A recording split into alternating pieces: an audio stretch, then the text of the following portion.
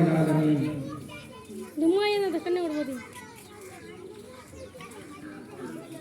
आइए सबसे पहले सल्लल्लाहु तआला अलैहि वसल्लम की मुक़द्दस बारगाह में दुरूद शरीफ का नज़राना पेश करें। अल्लाहुम्मा सल्लि अला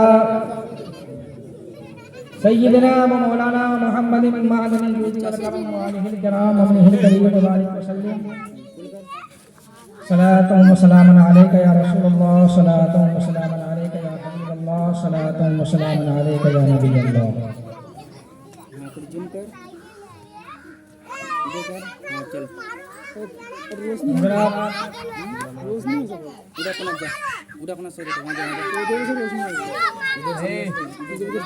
इस महफिल को दो तरह से नसीहत है। एक तो ज्ञान शरीफ का महीना है और दूसरा इसाले सवाब की महफिल है।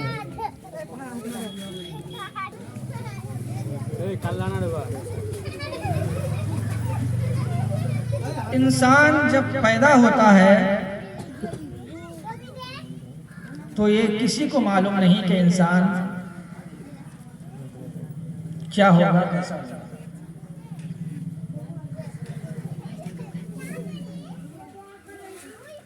लेकिन वही इंसान जब इस दुनिया से जाता है तो फिर उस वक्त पता चलता है कि इंसान ने दुनिया में रहकर क्या किया, इसने किस तरह की जिंदगी गुजारी और ये अब क्या बनकर दुनिया से जाता है।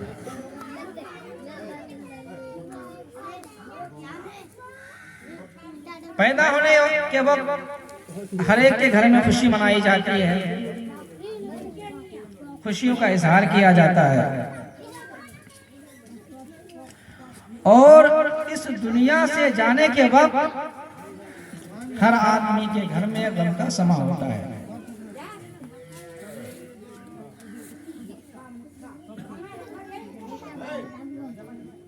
लेकिन दुनिया में आदमी आया तो सब बराबर होकर आया, सब छोटा बच्चा बनकर पैदा हुआ। आमाल कुछ भी नहीं, गुनाह भी कुछ भी नहीं और ऐसा कमजोर कि खुद से चल नहीं सकता, ऐसा कमजोर के कुछ बोल नहीं सकता, ऐसा कमजोर कि अपने आप कुछ कर नहीं सकता, अपने दिल की बात बता नहीं सकता। मगर अल्लाह ताला ने वालिदैन के दिलों में ऐसी मोहब्बत बच्चे की डाली कि वालिदैन बच्चे की हरकत से समझ जाते हैं कि बच्चा क्या चाह रहा है। वो बच्चा तो कुछ नहीं कर सकता,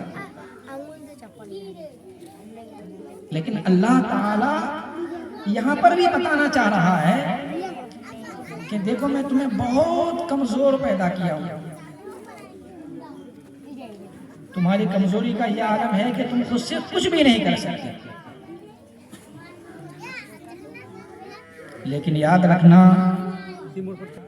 कि आज तुम कुछ भी नहीं कर सकते और कल तुम सब कुछ कर सकोगे।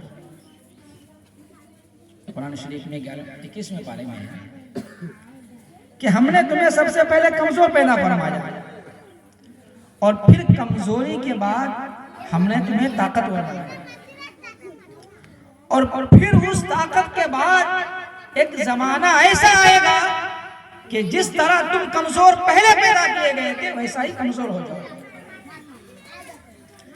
अल्लाह ताला बताना ये चाह रहा है कि ए लोगों, हमने तुम्हें कमजोर पैदा तो किया, लेकिन हम तुम्हें एक चांस देंगे, एक तुम्हें मौका देंगे कि तुम अपने नामे आमाल में सवाब के काम बढ़ा लो, अपने काम अच्छे कर लो।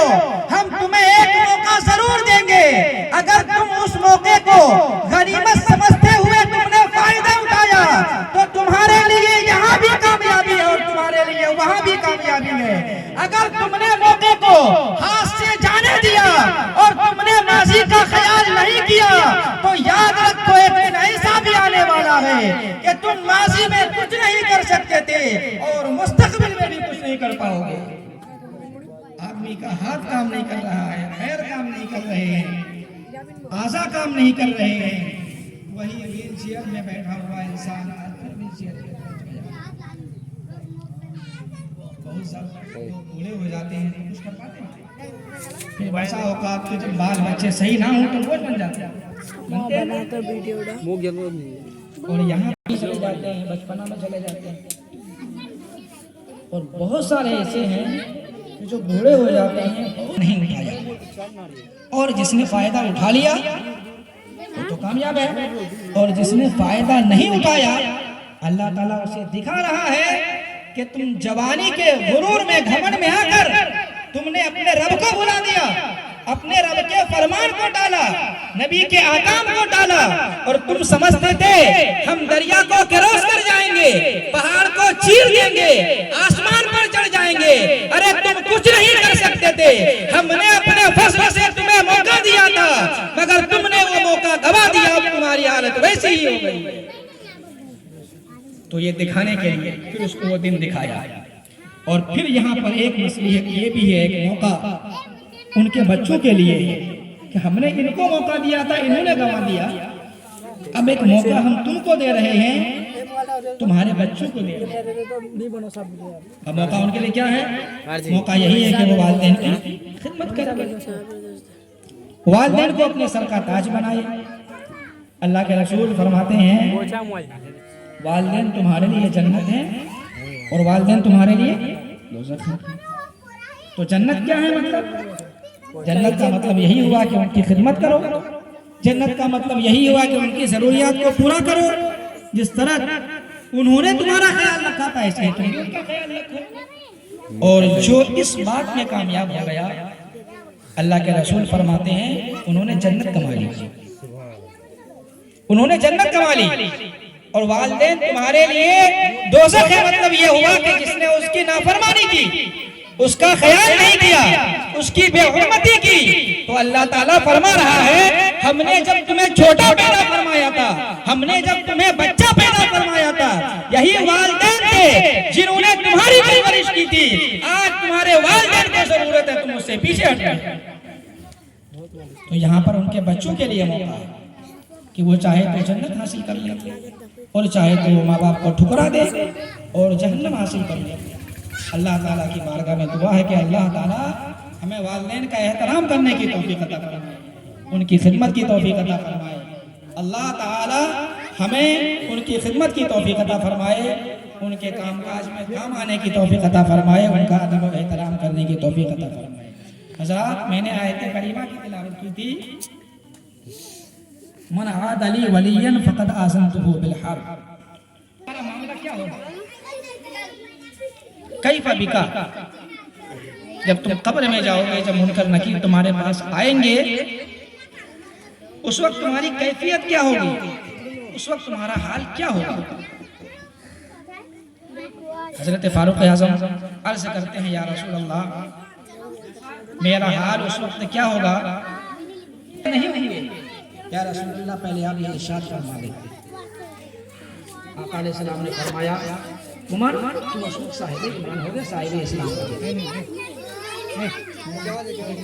फिर हजरत उमर का जवाब सुनिए, या रसूल अल्लाह, अगर हम साहिब ईमान होंगे, साहिब इस्लाम होंगे, तो फिर हमें डरने की कोई जरूरत नहीं। या रसूल अल्लाह, आप फरमाते हैं कि हम साहिब ईमान होंगे, साहिब इस्लाम होंगे, ईमान वाले होंगे, तो फिर हम फरिश्तों से निपट लेंगे, हमें डरने की कोई बात नहीं है। अच्छा, एक बात बताइए, ये सब बात कब हो रही है?